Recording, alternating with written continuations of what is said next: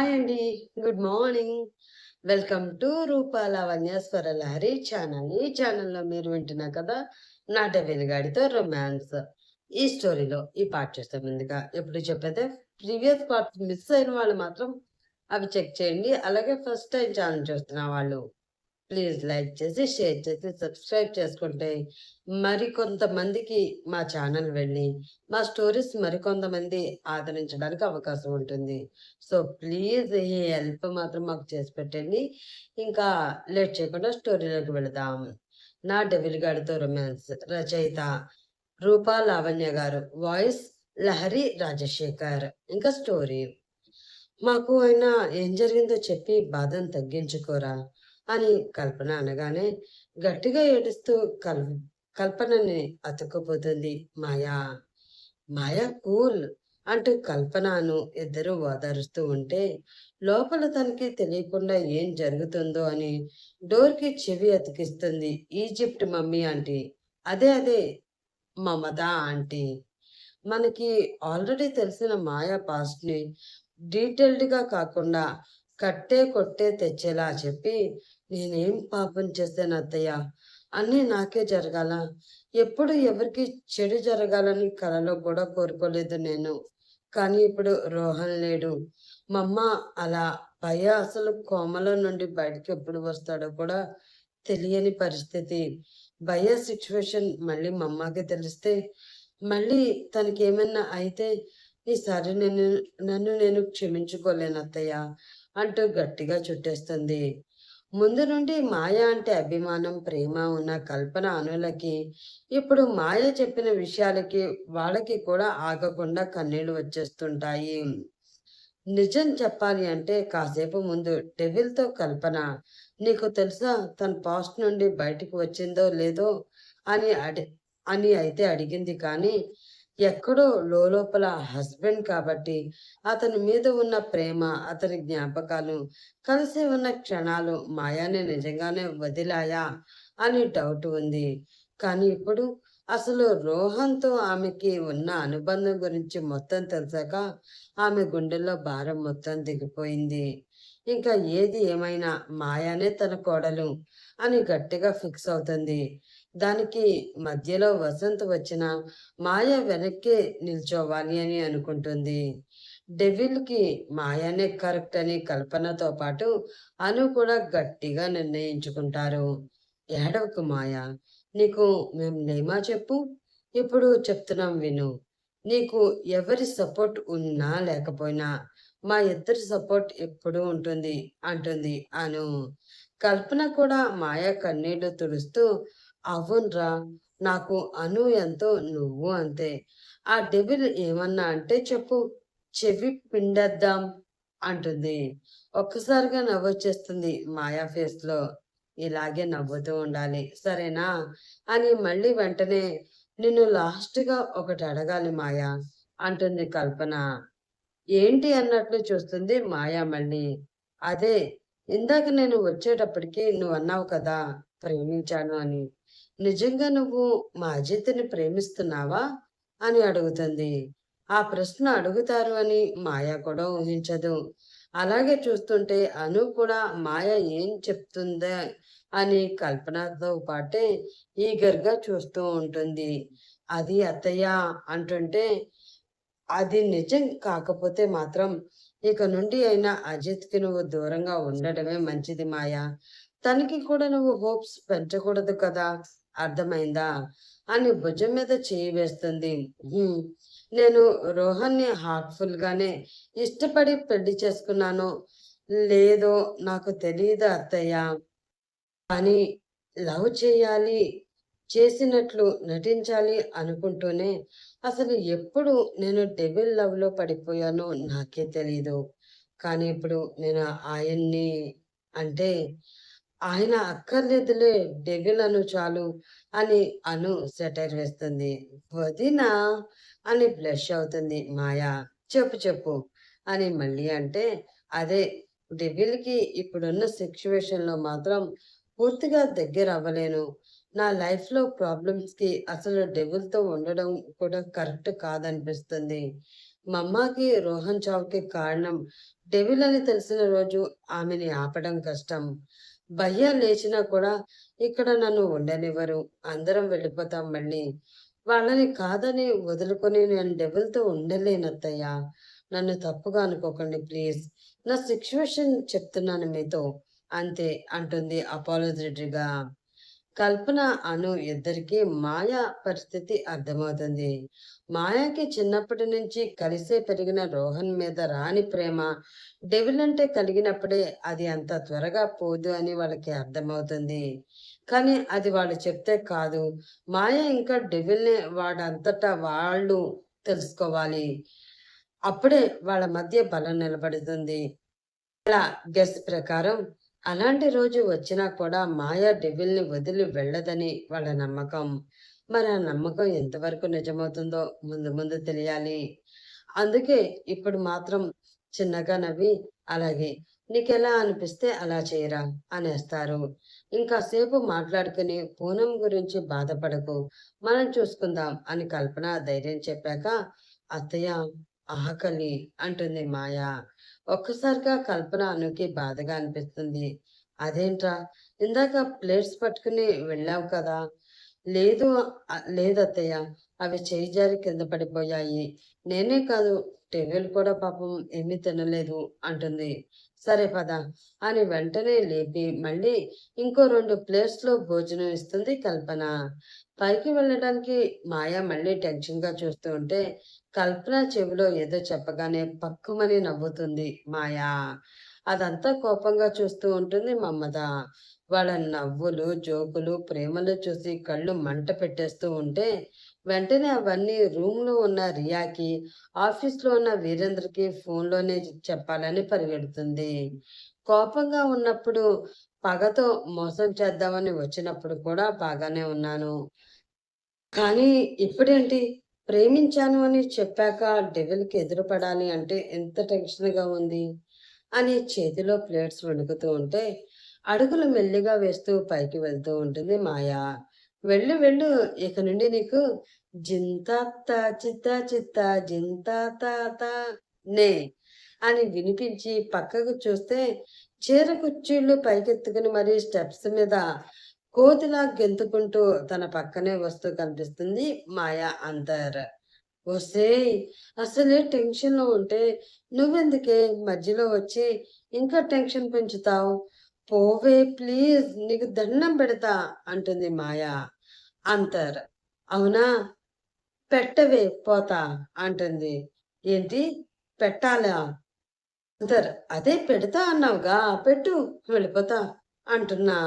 2 చేతుల్లో 2 భోజనం ప్లేట్స్ ఉండడంతో ఉన్నదాన్ని అలా అంటుంది అని అర్థమై, సిట్యుయేషన్ చూసి ఆడుకోవాలని చూస్తున్నావా? అయినా ఉంటే ఉండు, పోతే పో, నాకేంటి? అ అంతర్. "అవునా? వెళ్ళు వెళ్ళు. ఈ రోజు నుండి నీకు మళ్ళీ డెవిల్ మొగుడులో పశుపతి నిద్రలేస్తాడు చూస్తుండు" అనగానే మళ్ళీ మాయ అడుగులు ఆగిపోయి, "ఏమంటున్నావే? అంటుకుపోయిన అట్టుమొహం దానా! నిజమే డార్లింగ్. ఈ మగవాళ్ళందరూ అంతేగా! ఇంకా చెప్పాలంటే మన మొగుడు మంచోడు కాబట్టి ఇన్ని రోజులు నీకిష్టం లేకుండా టచ్ కూడా చెయ్యను" అన్నాడు. "కానీ ఇప్పుడు నువ్వే కదా ఓపెన్ అయిపోయావు. ఇంక నీకు దబిడి దిబిడే" అని బాలయ్యలా చెప్పేసి రూమ్ వచ్చేసరికి మాయమైపోతుంది మాయ అంతర్. "మమ్మీ" అనుకుంటూ మెల్లిగా లోపలికి వెళ్తుంది మాయ పాప.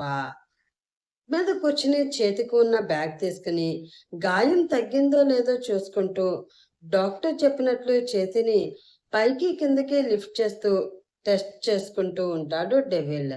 అది మాయకి మాత్రం వేరేలా అనిపించి, వామ్మో, డెవిల్ అప్పుడే నా మీద యుద్ధానికి రెడీ అయిపోతున్నట్లున్నాడు, ఎలా ఆపాలి అని ఇమాజినేషన్‌లో డెవిల్ తనని లాక్ చేసినట్లు అడ్డుగా ఎత్తుకుని బెడ్ పైకి విసిరేసి, తన మీదకి సినిమాలో చూపించినట్లు దూకినట్లు, తను వద్దు వద్దు అంటున్నా కూడా చీర లాగేసి, అప్పుడప్పుడు తాండ్ర చేసినట్లు ఊహించేసుకుని, "నో" అని అరుస్తుంది.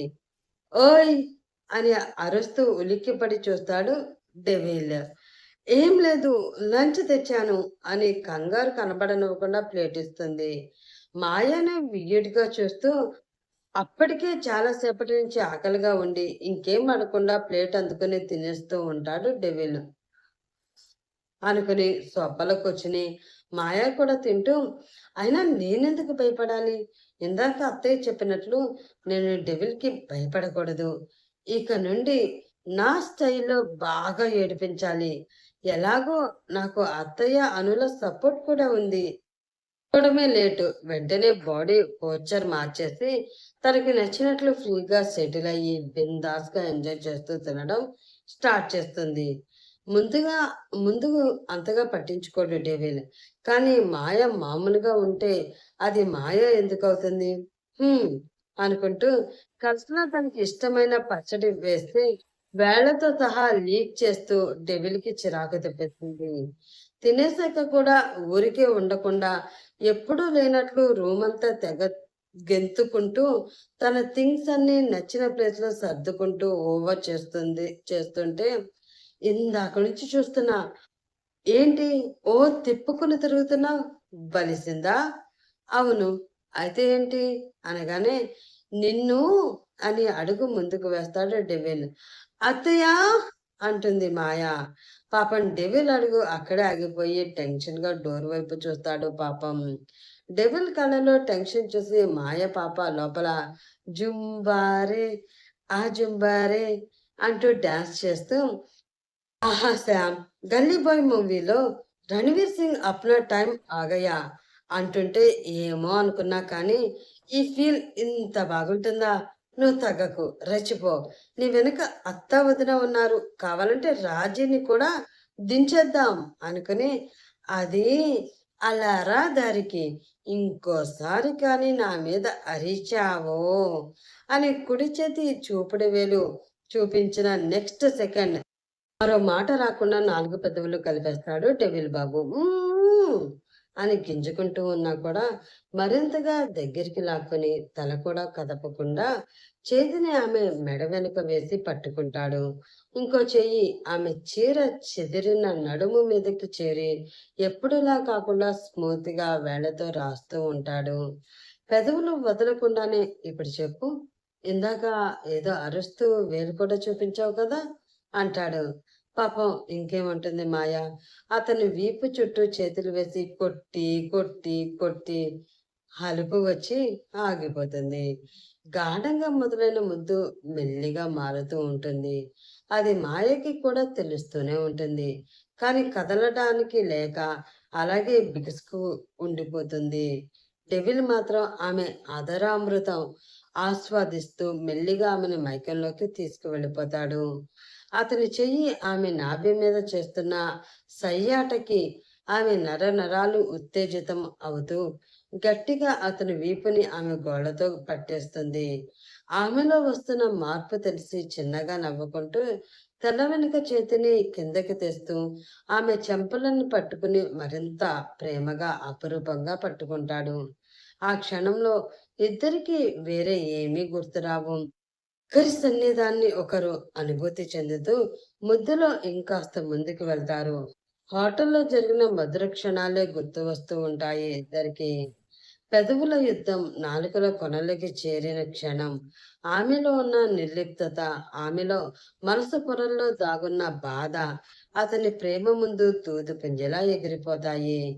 ఊపిరి ఆగే క్షణాన అతని ఊపిరి ఆమెకు అందిస్తూ అతని పెదవుల మధ్య ఆమె పెదవులను గట్టిగా బిగిస్తాడు. క్షణాలు కరిగి నిమిషాలుగా మారుతున్నాయి. అయినా ఇద్దరిలో ఎవరు కదలనే లేదు. సడన్ గా డెబిల్ మొబైల్ రింగ్ అయ్యేసరికి ఉలిక్కిపడి వెనక్కి జరుగుతుంది మాయ. మనసులో కొన్ని లక్షల బూతులు తిట్టుకుంటూ దూరంగా జరుగుతాడు డెవిల్. నుదుటిన పట్టిన చెమటికి, గుండె పడుతున్న దడకి, కమ్ముకొస్తున్న సిగ్గుకి గట్టిగా కళ్ళు మూసుకుని డెవిల్‌ని చూడలేక చప్పున వెనక్కి తిరిగిపోతుంది మాయ. అప్పుడే ఆమె బుగ్గలు ఎర్రగా మారిపోయి ఉండడం అతని కంట్లో పడక మానలేదు. పాకెట్‌లో నుండి మొబైల్ తీయకుండానే పూర్తిగా సైలెంట్ బటన్ ప్రెస్ చేసి, మాయ భావాలు, సిగ్గు చూసి నవ్వుకుంటూ వెనక నుండి ఆమెని హత్తుకుంటాడు డెవిల్. హ్మ్. ప్లీజ్. What please? వదలండి.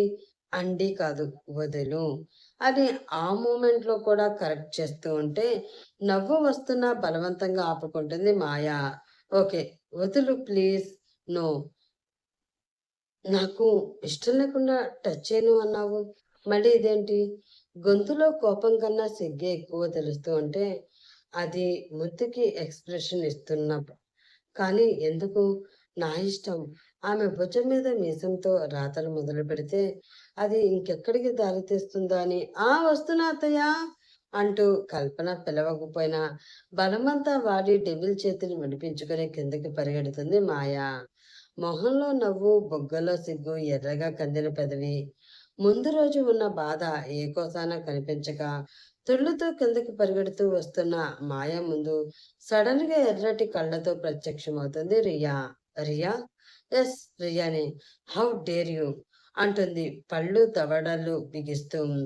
అప్పటికే మమత రియా చెవిలో ఊదేసిందంతా ఊదే లాక్కొచ్చేస్తుంది బయటికి. మాయకి పాపం అర్థం కాక టు యూ మీన్ అంటుంది కన్‌ఫ్యూజ్ అవుతూ.